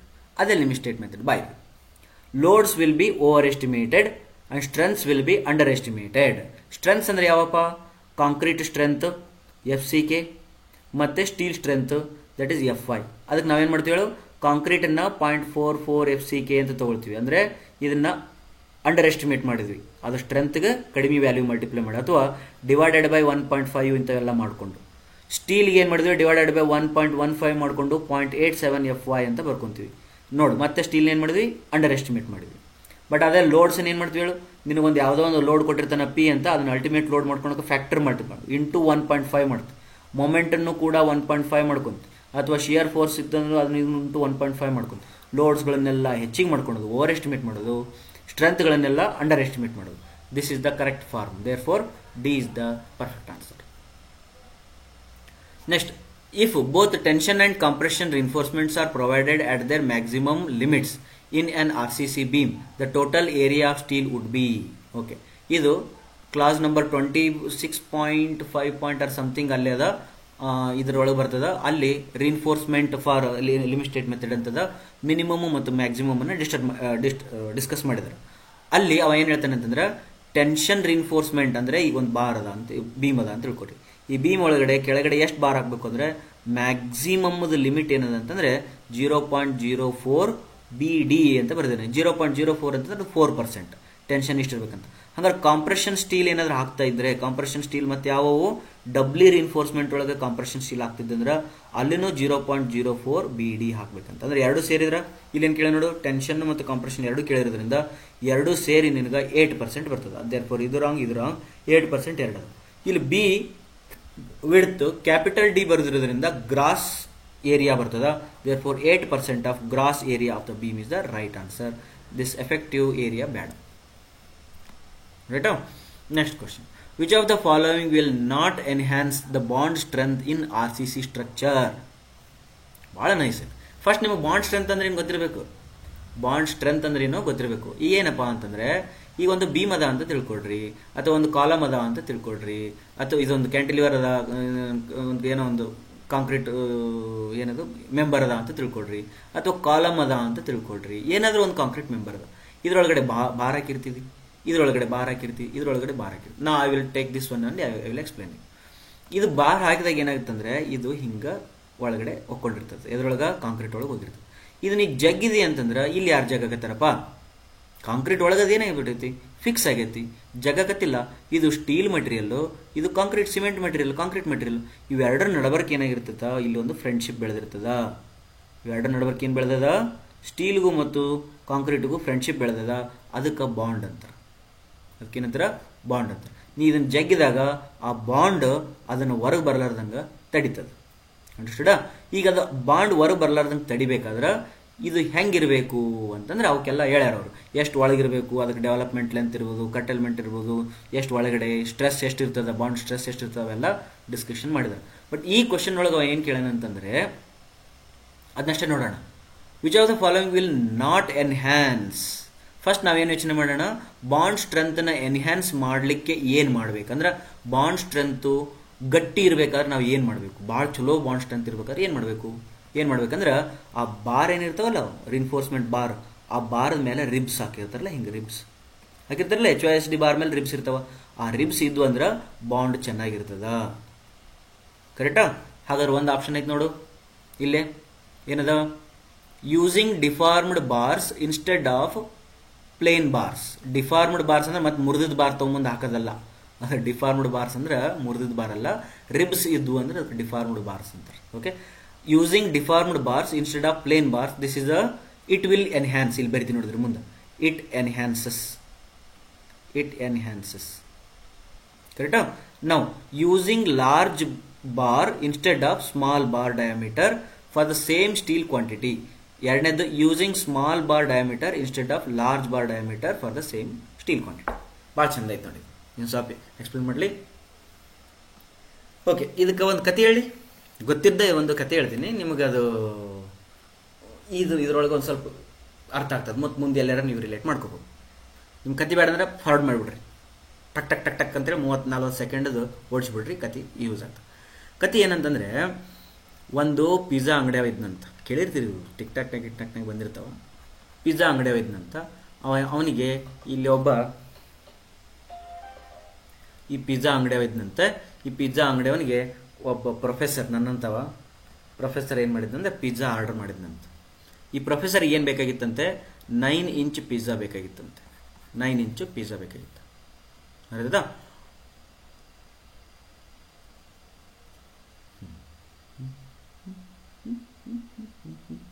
9 ಇಂಚ್ ಬೇಕಾ ನನಗೆ? ಬೇಡ. 9 ಇಂಚ್ ತೊಗೊಂಡು 9 ಇಂಚ್ ಪಿಜ್ಜಾ ಬೇಕಾಗಿತ್ತು ಅಂತ. ಪಿಜ್ಜಾ ಅಂದ್ರೆ ಗೊತ್ತಲ್ಲ, ಹಿಂಗೆ ರೌಂಡ್ ಇರ್ತೈತಿ, ಅದು 9 ಇಂಚಿದ್ದು ಪಿಜ್ಜಾ ಬೇಕಂತ ಹೇಳಿದಂತ. 9 ಇಂಚ್ ಅಂದ್ರೆ ಇದನ್ನಂತ ತಿಳ್ಕೊ, 9 ಇಂಚ್. ಇದು ಇವನಿಗೆ ಪ್ರೊಫೆಸರ್ ಬೇಕಾಗಿತ್ತು. ಇವನು ಪಿಜ್ಜಾ ಅಂಗಡಿಯವನಿಗೆ ಆರ್ಡರ್ ಮಾಡ್ತಾನೆ. ಅವ ಪಿಜ್ಜಾ ಅಂಗಡಿ ಏನಂತಾನ, ಸಾರಿ, ನಮ್ಮಲ್ಲಿ 9 ಇಂಚದ ಪಿಜ್ಜಾ ಇಲ್ಲ. ನಮ್ಮಲ್ಲಿ ಏನಿಲ್ಲ? 9 ಇಂಚದ ಪಿಜ್ಜಾ ಇಲ್ಲ. ಅದ್ರ ಸಲುವಾಗಿ ಬಟ್ ನಮ್ಮಲ್ಲಿ ಅವೈಲೇಬಲ್ ಇದ್ದಿದ್ದು ಯಾವುದಂದ್ರೆ 4.5 ಇಂಚದ ಪಿಜ್ಜಾ ಅದಾವೆ. 5 ಇಂಚದ ಪಿಜ್ಜಾ ಅದಾವೆ. ನಮ್ಮಲ್ಲಿ ಯಾವುದವ? 5 ಇಂಚದು ಪಿಜ್ಜಾ ಅದಾವೆ. ಹಂಗಾಗಿ ನೀವು ಕೊಟ್ಟಿರೋ ದುಡ್ಡಿಗೆ ಎಷ್ಟು, ಒಂದು 100 ರೂಪಾಯಿ ಕೊಟ್ಟಿದ್ದೀರಲ್ಲಪ್ಪ, ನೀವು ಕೊಟ್ಟಿರೋ ದುಡ್ಡಿಗೆ ನಮ್ಮ ಹತ್ರ 9 ಇಂಚದು ಇಲ್ಲದಕ್ಕೋಸ್ಕರ ನಾನು ನಿಮಗೆ 5 ಇಂಚದು 2 ಪಿಜ್ಜಾನ ಕೊಡ್ತೀನಿ. ರೈಟಾ? ಮತ್ತೆ ಲೆಟರ್ ಒಳಗೆ ಬರ್ದಿದ್ನಂತ, sorry, we don't have a 9 inch pizza, we are sending you 2 numbers of 5 inch pizza and you will receive 1 inch extra pizza. You enjoy it from our side ಅಂತ ಹೇಳಿದಂತೆ. You enjoy it from our side ಅಂತ ಹೇಳಿದಂತೆ. ಈ professor ಬರೀಕದ ನೀವು, ಅವ ವಾಪಸ್ letter ಬರ್ದಂತ, ಮಗನೇ ಬೈಲೆ π/4 × 9 square ಮಾಡಿದರೆ ಎಷ್ಟಾಗ್ತದ? 0.785 × 81 ಬರೆದ್ರೆ 63.58 ಇಂಚ್ ಸ್ಕ್ವೇರ್ ಪಿಜ್ಜಾ ನಾನು ಆರ್ಡರ್ ಮಾಡೀನಿ. ನನಗೆ ಇಷ್ಟು ಇಂಚ್ ಸ್ಕ್ವೇರ್ ಪಿಜ್ಜಾ ನೀ ಕಳಿಸ್ಬೇಕು. ನೀ ಕಳಿಸಿದಿ ಮಗನ π/4 × 5 ಸ್ಕ್ವೇರ್ದು ಇಂಥವು 2 ಕಳಿಸೀನಿ ನನಗೆ. ಅಂದ್ರೆ 0.785 × 5 ಸ್ಕ್ವೇರ್ ಅಂದರೆ ನೀ ನನಗೆ ಕಳಿಸಿದಿ 19.62 ಒಂದು ಪಿಜ್ಜಾ ಇಂಟು 2 ಮಾಡಿಕೊಂಡು ಕಳಿಸಿದಿ ಮಗನೇ. ನೀನು ಬರೀ ನನಗೆ 39.25 ಇಂಚ್ ಸ್ಕ್ವೇರ್ ಪಿಜ್ಜಾ ಕಳಿಸಿದಿ. ನಾನು ಆರ್ಡರ್ ಮಾಡೀನಿ ಇಷ್ಟು, ನೀನು ಕಳ್ಸಕತ್ತಿದ್ದಿ ಇಷ್ಟು, ಮತ್ತು ಮ್ಯಾಲೆ ಬೆರಿಕಿ ಏನು ಬರೆಯಕತ್ತಿದ್ದಿ 1 ಇಂಚ್ ಪಿಜ್ಜಾ ಎಕ್ಸ್ಟ್ರಾ ಕಳಿಸಿನಿ ಅಂತ ಬರಿತೀವಿ ಮಗನ. ಇಲ್ಲ, ನೀನು 5 ಕಳಿಸ್ತೀನಿ ಅನ್ನೋದಾದ್ರೆ ನನಗೆ ಇನ್ನೂ 2 ಕಳಿಸು, ಟೋಟಲ್ 4 ಕಳಿಸು. 5 ಇಂಚ್ ಪಿಜ್ಜಾದು ಇಂಥವು ನೀನು 4 ಕಳಿಸಿದಾಗ ನಾನು ಕೊಟ್ಟ ರೊಕ್ಕಕ್ಕೆ ನನ್ನ ಡಿಮಾಂಡಿಗೆ ಸ್ಯಾಟಿಸ್ಫೈ ಆಗ್ತದ. ನಾವು ಪ್ರೊಫೆಸರ್ ಇದ್ದೀವಿ, ಹಾಗಾಗಿ ನಾವು ಬಕ್ರ ಮಾಡಬೇಡ ಅಂತ ಹೇಳ್ತಾನೆ. ಇದು ಭಾಳ ಇಂಪಾರ್ಟೆಂಟ್. ಇದು ಈ ಕತೆ ಯಾಕೆ ಇಂಪಾರ್ಟೆಂಟ್ ಅಂದರೆ ಭಾಳ ಇಂಪಾರ್ಟೆಂಟ್. ಈಗ ನಮ್ಮ ಬಾರ್ ಒಳಗಡೆ ನಿಮಗೊಂದು ಕ್ವಶನ್ ಕೇಳ್ತೀನಿ, ಆ ಕ್ವಶನ್ ಕರೆಕ್ಟಾಗಿ ಆನ್ಸರ್ ಮಾಡಿ. ಒಂದು AST ಅಂತ ಇಟ್ಕೊಳ್ರಿ. AST ಕ್ಯಾಲ್ಕುಲೇಟ್ ಮಾಡ್ತೀರಿ ನೀವು. AST ಕ್ಯಾಲ್ಕುಲೇಟ್ ಮಾಡಿದಾಗ ಅದು ಒಂದೇನೋ ಇಷ್ಟು ಬಂದದ ಅಂತ ತಿಳ್ಕೊಳಿ. 78.5 mm² AST ಕೊಡಬೇಕು ಅಂತ ಬಂದದ ಒಂದು ಕ್ರಾಸ್ ಸೆಕ್ಷನ್ನಿಗೆ. ಈ ಕ್ರಾಸ್ ಸೆಕ್ಷನ್ನಿಗೆ 78.5 mm² AST ಕೊಡಬೇಕಾದ್ರೆ ನೀನು ಯೋಚನೆ ಮಾಡಿ ಹೇಳು, ಇದರೊಳಗಡೆ ಎಷ್ಟು ಬಾರ್ ಹಾಕ್ತೀವಿ. ಅದಕ್ಕೆ ಏನು ಮಾಡ್ತೀವಿ ಅಂತಂದ್ರೆ ವಿಲ್ ಅಸ್ಯೂಮ್ ಒನ್ ಡಯಾಮೀಟರ್. ಒಂದು ಡಯಾಮೀಟರ್ ಏನಂದ್ರೆ let's consider 10 mm diameter assume ಮಾಡಿದ್ರೆ, 10 mm ಡಯಾಮೀಟರ್ ಅಸ್ಯೂಮ್ ಮಾಡಿದ್ರೆ ದೆನ್ π/4 ಇಂಟು 10² ಮಾಡ್ತೀನಿ. ಅದು ಆನ್ಸರ್ ಅಷ್ಟೇ ಬರ್ತದೆ, 78.5 mm² ಬರ್ತದೆ. ಬಂತಂದ್ರೆ ಅವಾಗ ಏನು ಮಾಡ್ತೀನಿ, to satisfy this AST in this cross section I will provide one bar of 10 mm diameter. ಇದು ಒಂದು ಡಿಸೈನರ್ ಮಾಡಿರ್ತಕ್ಕಂಥದ್ದು. ಇನ್ನೊಬ್ಬ ಡಿಸೈನರ್ ಏನು ಮಾಡ್ತಾನೆ ಅಂದ್ರೆ ಇಷ್ಟೇ ಸ್ಟೀಲನ್ನು ಈ ಬಾರ್ ಒಳಗೆ ಕೊಡಬೇಕಾದ್ರೆ ಅವ ಏನು ಮಾಡ್ತಾನೆ ಅಂದರೆ π/4 ಇಂಟು 5² ಮಾಡ್ತಾನೆ. π/4 5² ಅಂತಂದ್ರೆ 5 mm ಬಾರ್ ಹಾಕೋಣ ಅಂತ ಅವ ಯೋಚನೆ ಮಾಡ್ತಾನೆ. 0.785 ಇಂಟು 5 ಇಂಟು 5 ದಟ್ ಈಸ್ 19.625 ಬರ್ತದೆ. ಹಾಗಾದ್ರೆ ಟೋಟಲ್ AST ಎಷ್ಟೈತಪ್ಪ 78.5 ಇರೋದ್ರಿಂದ ಅವನ ಆನ್ಸರ್ 78.5 ಡಿವೈಡೆಡ್ ಬೈ ಇಷ್ಟು ಮಾಡಿದರೆ ಹಿ ವಿಲ್ ಗೆಟ್ ಅ 4. ಹಾಗಾದ್ರೆ ಈ ಡಿಸೈನರ್ ಎರಡನೇ ಡಿಸೈನರ್ ಏನು ಮಾಡ್ತಾನೆ ಅಂದರೆ 1 2 3 ಮತ್ತು 4 ಇಲ್ಲೈತೆ ಅಂತ ತಿಳ್ಕೊರಿ. 4 ಡಯಾಮೀಟರ್ ಬಾರ್ ಆಗ್ತಾನೆ. ಇದು 5 mm². ಈಗ ನೋಡು, ಇವ 10 mm ಬಾರ್ ಹಾಕ್ಯಾನ, ಇವ 5 mm ಬಾರ್ ಹಾಕ್ಯಾನ. ಇಬ್ರು ಸೇಮ್ ASTನ ಕೊಡ್ತಾ ಇದ್ದಾರೆ. ನನ್ನ ಕ್ವಶನ್ ಏನಂತಂದ್ರೆ ಇವರಿಬ್ಬರಲ್ಲಿ ಯಾರಿದು ಬಾಂಡ್ ಸ್ಟ್ರೆಂತ್ ಜಾಸ್ತಿ ಇರ್ತದ? ಯಾರ್ದು ಬಾಂಡ್ ಸ್ಟ್ರೆಂತ್ ಜಾಸ್ತಿ ಇರ್ತದ ಅಂದ್ರೆ ಇಬ್ರು ಡಿಫಾರ್ಮ್ಡ್ ಬಾರೇ ಯೂಸ್ ಮಾಡ್ಯಾರ, ಬಟ್ ಬಾಂಡ್ ಸ್ಟ್ರೆಂತ್ ಯಾರು ಜಾಸ್ತಿ ಇರ್ತದ ಅಂದ್ರೆ ಸರ್ಫೇಸ್ ಏರಿಯಾ ಯಾರ್ದು ಜಾಸ್ತಿ ಇರ್ತದಲ್ಲ ಅವ್ರದ್ದು ಜಾಸ್ತಿ ಇರ್ತದ. ಯಾಕಂದ್ರೆ ಈ ಸಿಮೆಂಟ್ ಸರ್ಫೇಸ್ ಏರಿಯಾ ಮೇಲೆ ಜಾಸ್ತಿ ಕನೆಕ್ಟ್ ಆಗಿರ್ಬೇಕು. Surface area is equal to πd circumference into length. Length ಏನು ಮಾಡ್ತೀನಿ 1 ಮೀಟರ್ ಅಂತ ಅಸ್ಯೂಮ್ ಮಾಡ್ತೀನಿ. ಹಾಗಾದ್ರೆ πd ಮೇಲೆ ಡಿಪೆಂಡ್ ಆತಲ್ಲ, surface area is directly proportional to π and d. ಕರೆಕ್ಟಾ? ಓಕೆ, ಈಗ ಇವನಲ್ಲಿ ಸರ್ಫೇಸ್ ಏರಿಯಾ ಎಷ್ಟೈತಿ? ಒಂದೇ ಡಿಸೈನರ್ ಹತ್ರ ಸರ್ಫೇಸ್ ಏರಿಯಾ ಎಷ್ಟೈತಿ? ಸರ್ಫೇಸ್ ಏರಿಯಾ ಎಷ್ಟೈತಿ ಅಂದ್ರೆ π ಇಂಟು 10 ಅದ. 10 mm ಬಾರ್ ಯೂಸ್ ಮಾಡೋಣ. 3.14 ಇಂಟು 10 ಅಂತಂದ್ರೆ ಇವನ ಹತ್ರ 31.4 ಆನ್ಸರ್ ಬಂತು. ಬಟ್ ಇವನ ಹತ್ರ ಸರ್ಫೇಸ್ ಏರಿಯಾ ಎಷ್ಟದ ನೋಡು. ಇವನ್ ಸರ್ಫೇಸ್ ಏರಿಯಾ ಎಷ್ಟದಂದ್ರೆ π ಇಂಟು 5 ಡಯಾಮೀಟರ್ ಬಾರು, ಇಂಥವು 4 ಬಾರ್ ಹಾಕ್ಯಾನ. ಅಂದರೆ ಇದು 5 ಇಂಟು ಎಷ್ಟಾಗ್ತದೆ? ಇದು 3.14 ಇಂಟು 5 ಇಂಟು 4 ಆನ್ಸರ್ ಬರ್ತದ 62.8. 62.8 ಇವಂದು ಸರ್ಫೇಸ್ ಏರಿಯಾ, ಇವಂದು 31.4. ಇಬ್ಬರದು ಸ್ಟೀಲ್ ಸೇಮ್. ಹಾಗಾದ್ರೆ ಬಾಂಡ್ ಸ್ಟ್ರೆಂತ್ ಯಾರಿದ್ದು ಜಾಸ್ತಿ ಬಂತು? ಇವಂದು ಬಾಂಡ್ ಸ್ಟ್ರೆಂತ್ ಜಾಸ್ತಿ ಬಂತು. ಆದ್ರಿಂದ ಕ್ವಶನ್ ಓದಿ. Using large bar diameter instead of small bar diameter for the same quantity ಅಂತೆ. Using large diameter bar instead of small diameter bar for the same quantity ಅಂತ ಹೇಳಿದನಂದ್ರೆ ಇಸ್ ಇಟ್ ರೈಟಾ? No, it will not enhance the bond strength. Using a smaller diameter bar instead of large diameter bars for the same steel andre it enhances. Correct? Now ಇವೆರಡರೊಳಗೆ ಯಾವ್ದು ಬೇಕಾಯ್ತು ಬರೀಕೊಂಡು ಹೋಗೋಣ. Using higher grade of concrete, always higher grade of concrete ಅಂದ್ರೆ cement content ಜಾಸ್ತಿ ಇರ್ತದ, heat of alteration ಜಾಸ್ತಿ ಆಗ್ತದ, ಚೆನ್ನಾಗಿ ಬಾಂಡ್ ಬೆಳೀತದ. Therefore this also enhances. ಕರೆಕ್ಟಾ? Now not enhances, which will not enhances ಅಂದ್ರೆ this will not enhance. Therefore option B is the correct answer.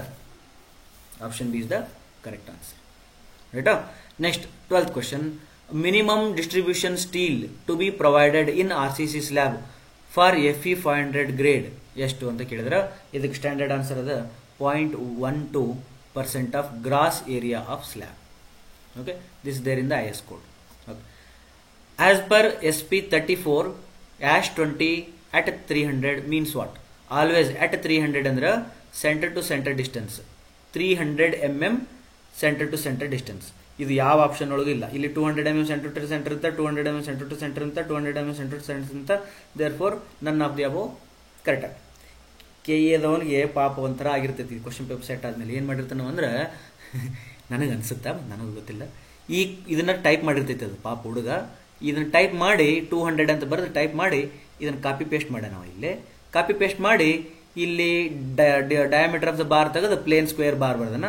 ಮತ್ತೆ ಇದನ್ನ ಇನ್ನೊಮ್ಮೆ ಕಾಪಿ ಪೇಸ್ಟ್ ಮಾಡೋಣ, ಇಲ್ಲಿ diameter of plain bars space ಅಂತ ಬರ್ಬಿಟ್ಟನ.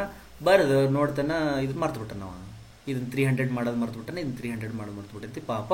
ಇದು ಹಿಂಗಾಗಿ ಮತ್ತೆ none of the above correct answer. Next, in case of RCC foundations, minimum diameter of main reinforced bar to be used as per SP 34 is not 12. This is at 10 mm. Okay, RCC foundations ಒಳಗಡೆ 10 mm use ಮಾಡ್ತಾರೆ. ನಾ ಇಲ್ಲಿ confuse ಆಗಿದ್ದೆ. 12 mm ಎಲ್ಲಿ use ಮಾಡ್ತಾರೆ ಅಂದರೆ compression members like columns ಒಳಗಡೆ main diameter main bar 12 mm use ಮಾಡ್ತಾರೆ. Next, RCC combined footing are to be designed considering. RCC combined footing ಆದರೂ ಇರಲಿ ಅಥವಾ ಐಸೋಲೇಟೆಡ್ ಫೂಟಿಂಗ್ ಆದರೂ ಇರಲಿ, ಎರಡು ಕಂಬೈನ್ಡ್ ಆದರೂ ಇರಲಿ ಐಸೋಲೇಟೆಡ್ ಫೂಟಿಂಗ್ ಆದರೂ ಇರಲಿ, RCCನ ನಾವು ಎದಕ್ಕೆ ಡಿಸೈನ್ ಮಾಡ್ತೀವಿ ಅಂದ್ರೆ ಬೆಂಡಿಂಗ್ ಮೂಮೆಂಟನ್ನು ಕ್ಯಾರಿ ಮಾಡಬೇಕದು, ಪ್ಲಸ್ ಶಿಯರ್ ಫೋರ್ಸನ್ನು ಕ್ಯಾರಿ ಮಾಡಬೇಕು. ಶಿಯರ್ ಫೋರ್ಸ್ ಒಳಗಡೆ ಎರಡು ಬರ್ತದ, ಒಂದು 1 ವೇ ಶಿಯರ್ ಅಂತೇಳಿ, ಇನ್ನೊಂದು 2 ವೇ ಶಿಯರ್ ಅಂತೇಳಿ. 2 ವೇ ಶಿಯರ್ಗೆ ಇನ್ನೊಂದು ಹೆಸರು ಏನಂದ್ರೆ ಪಂಚಿಂಗ್ ಶಿಯರ್ ಅಂತಲೂ ಕರೀತಾರೆ. ಅಂದರೆ ಪಂಚಿಂಗ್ ಶಿಯರ್ ಅಥವಾ 2 way shear, 1 way shear and bending ಮೂರನ್ನೂ ಕೂಡ ಅದು ಏನು ಮಾಡಬೇಕು, ಕನ್ಸಿಡರ್ ಮಾಡಬೇಕು. Therefore critical bending moment, critical 1 way shear, critical 2 way shear is the right answer. While designing RCC retaining walls, the factor of safety to be considered against overturning and sliding should not be less than 1.5 ಅಲ್ಲ 1.4.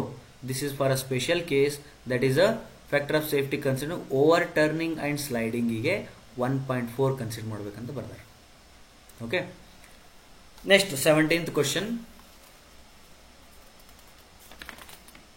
17th question, in case of axial prestress ಒಳಗಡೆ axial ಅಂತ ಹೇಳ ನೋಡಿ, ಭಾಳ ಚೆನ್ನಾಗೈತೆ ಇದು question. ಇದಕ್ಕೆ just common sense use ಮಾಡಿದ್ರು ಕೂಡ ನೀವು ಆರಾಮಾಗಿ ಯೂಸ್ ಮಾಡ್ಬೋದು, ಇದನ್ನ ಆನ್ಸರ್ ಮಾಡ್ಬೋದು. ಕಾಮನ್ ಸೆನ್ಸ್ ನೋಡಿ, ನಾನು ಇನ್ನೊಂದು ಹೇಳ್ತೀನಿ, ಕೆಳಗಡೆ ಏನು PSC ಕ್ವಶನ್ಸ್ ಇದಾವಲ್ಲ, ನಾ ಇವನ್ನ ಆನ್ಸರ್ ಮಾಡಂಗಿಲ್ಲ, ನನಗೆ ಗೊತ್ತಿಲ್ಲ, PSC ನಾನು ಜಾಸ್ತಿ ಕಲ್ತಿಲ್ಲ, ದೇರ್ಫೋರ್ ಅದ್ರ ಮೇಲೆ ಗ್ರಿಪ್ ಇಲ್ಲ. ನಾನು ನಿಮ್ಗೆ ಆನ್ಸರ್ ಮಾಡ್ಬೋದು, ಇದು ಒಂದು ಫಾರ್ಮುಲಾ ಇಲ್ಲಿ ಬರದೆ ಆನ್ಸರ್ ಬರೆದು ಅವನ್ನ ಸಬ್ಸ್ಟಿಟ್ಯೂಟ್ ಮಾಡಿ ಆನ್ಸರ್ ತರ್ಬೋದಿತ್ತು, ಬಟ್ ನಾನು ಅದ್ರ ಮೇಲೆ ವರ್ಕೌಟ್ ಮಾಡಲಿಲ್ಲ, ಯಾಕಂದರೆ ಅದ್ರ ಮೇಲೆ ನನಗೆ ಗ್ರಿಪ್ ಇಲ್ಲ. ಓಕೆ, ಲಾಯಲ್ ಆಗಿ ಇದು B ಆಪ್ಷನ್ ಕರೆಕ್ಟ್ ಅದ, ಪ್ಲಸ್ ಇದು D ಆಪ್ಷನ್ ಕರೆಕ್ಟ್ ಅದ, ಮತ್ತು ಇದರೊಳಗಡೆ ಸ್ಪ್ಯಾನ್ ಬೈ 250 ಇದು ಆನ್ಸರ್ ಕರೆಕ್ಟ್ ಅದ. ಬಟ್ ಇದನ್ನ ನಾನು ಸ್ವಲ್ಪ ಕಾಮನ್ ಸೆನ್ಸ್ ನನ್ನ ಹತ್ರ ಐತಲ್ಲ, PSC ಓದಿಲ್ಲ ಅಂದ್ರೆ ಏನಾಯ್ತು, ಕಾಮನ್ ಸೆನ್ಸ್ ಐತೆ, ಅದ್ರ ಸಲ ಇದನ್ನ ಆನ್ಸರ್ ಮಾಡ್ತೀನಿ. ಏನಂದ್ರೆ ಈಗ ನೋಡೋ ಒಂದು ಬೀಮ್ ಅದ ಅಂತ ತಿಳ್ಕೊ, ಈ ಬೀಮ್ ಅದ, ಈ ಬೀಮ್ ಒಳಗಡೆ ಅದಕ್ಕೊಂದು ಕ್ರಾಸ್ ಸೆಕ್ಷನ್ ಇರ್ತದ ರೈಟಾ. ಈ ಕ್ರಾಸ್ ಸೆಕ್ಷನ್ ಒಳಗಡೆ ಟೆಂಡನ್ ಅಂತ ಇರ್ತದೆ. ಟೆಂಡನ್ ಅಂದ್ರೆ ನನಗೆ ಗೊತ್ತದ, ಅಷ್ಟು ಶಾಣೆ ಅದಿ ನಾನು. ಈ ಟೆಂಡನ್ಸ್ ಅಂತಂದ್ರೆ ಏನಂತಂದ್ರೆ ಇವು ಒಳಗಡೆ ಹಿಂಗೆ ಹಾಕಿರ್ತಾರೆ ಅವನ್ನ. ಪ್ರೀಸ್ಟ್ರೆಸ್ ಒಳಗಡೆ ಏನು ಮಾಡ್ತಾರೆ ಅಂದ್ರೆ ಇವನ್ನ ಹಿಂಗೆ ಜಗ್ತಾರೆ, ಇವನ್ನ ಜಗ್ಗಿ ಕಾಸ್ಟ್ ಮಾಡ್ತಾರೆ, ಅಥವಾ ಕಾಸ್ಟ್ ಮಾಡೋತ್ನೇ ಜಗ್ತಾರೆ, ಅಥವಾ ಇನ್ಸ್ಟಾಲ್ ಮಾಡೋತ್ನೇ ಜಗ್ತಾರೆ. ಅವಕ್ಕೆ ಪ್ರೀ ಟೆನ್ಷನಿಂಗ್ ಅಂಡ್ ಪೋಸ್ಟ್ ಟೆನ್ಷನಿಂಗ್ ಅಂತ ಹೆಸರಿಟ್ರೆ. ಓಕೆ, ಇಷ್ಟು ನನಗೆ ಐಡಿಯಾ ಐತಿ.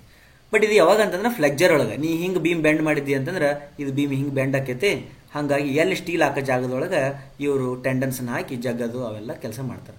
ಬಟ್ ಇವಾಗ ಕ್ವಶನ್ ಏನು ಕೇಳ್ಯಾನಂದ್ರೆ ಆಕ್ಸಿಯಲ್ ಪ್ರೀಸ್ಟ್ರೆಸ್ಸಿಂಗ್ ಅಂತ ಕೇಳ್ಯಾನಂದ್ರೆ ಈ ಬೀಮ್ ಏನೈತಲ್ಲ, ಈ ಬೀಮನ್ನು ನೀನು ಆಕ್ಸಿಯಲಿ ಒತ್ತುತ್ತಿದ್ದಿ, ಹಿಂಗೆ ಒತ್ತುತ್ತಿ ಅಥವಾ ಹಿಂಗೆ ಜಗ್ತಿದ್ದಿ, ದಿಸ್ ಇಸ್ ಯುವರ್ ಲೋಡ್. ಹಿಂಗಿದ್ದಾಗ ನೀ ಟೆಂಡನ್ ಎಲ್ಲಿ ಹಾಕ್ತಿದ್ದಿ, ಟೆಂಡನ್ ಮಿಡಲ್ ಹಾಕ್ಬೇಕಾಗುತ್ತದೆ, ಟೆಂಡನ್ ಮಿಡಲ್ ಹಾಕ್ಬೇಕು, ಮಿಡಲರ್ ಹಾಕು, ಅಥವಾ ಟೆಂಡನ್ನದ CG ಮತ್ತು ಕ್ರಾಸ್ ಸೆಕ್ಷನದ CG ಏನಾಗಬೇಕು, ಕೋಯಿನ್ಸೈಡ್ ಆಗಬೇಕು. ಅದೆಲ್ಲ ನೋಡು, centroid of the tendons will coincide with that of the concrete section. This is the right answer. Centroid of the tendons will not coincide with the concrete section. ತಪ್ಪು. Tendons of the centroid of the tendons will be at the soffit ಅಂತ ಮ್ಯಾಲೆ ಅಂತ, ಇದು ತಪ್ಪು. ಇದು cantilever type of ಬೀಮಿಗೆ flexure ಒಳಗೆ ಬರ್ತದೆ.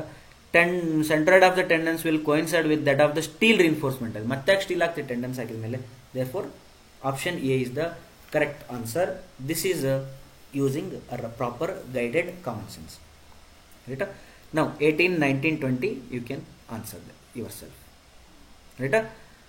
ಓಕೆ, ಇಷ್ಟ ಈ ವಿಡಿಯೋದೊಳಗೆ ಹಾಕೋಣ. ವಿಡಿಯೋ ಲೆಂದಿ ಆಗ್ತದೆ. ನೆಕ್ಸ್ಟ್ ವಿಡಿಯೋದೊಳಗೆ 21 ಡಿಸ್ಕಷನ್ ಮಾಡೋಣ. Thank you. ನೆಕ್ಸ್ಟ್ ವಿಡಿಯೋ ನೋಡ್ರಿ, ಮತ್ತೆ ಇಲ್ಲಿಗೆ ಬಿಟ್ಟು ಹೋಗ್ಬೇಡಿ, ಸ್ವಲ್ಪ ರೆಸ್ಟ್ ತೊಗೊಂಬರ್ರಿ ಅಷ್ಟೇ. ಇದಾದ ತಕ್ಷಣ ಒಂದು ಸ್ವಲ್ಪ ರೆಸ್ಟ್ ಚಾಗಿ ಕುಡಿದು ಬರ್ರಿ, ನೆಕ್ಸ್ಟ್ ವಿಡಿಯೋ ನೋಡೋಕೆ ಶುರು ಮಾಡೋಣ.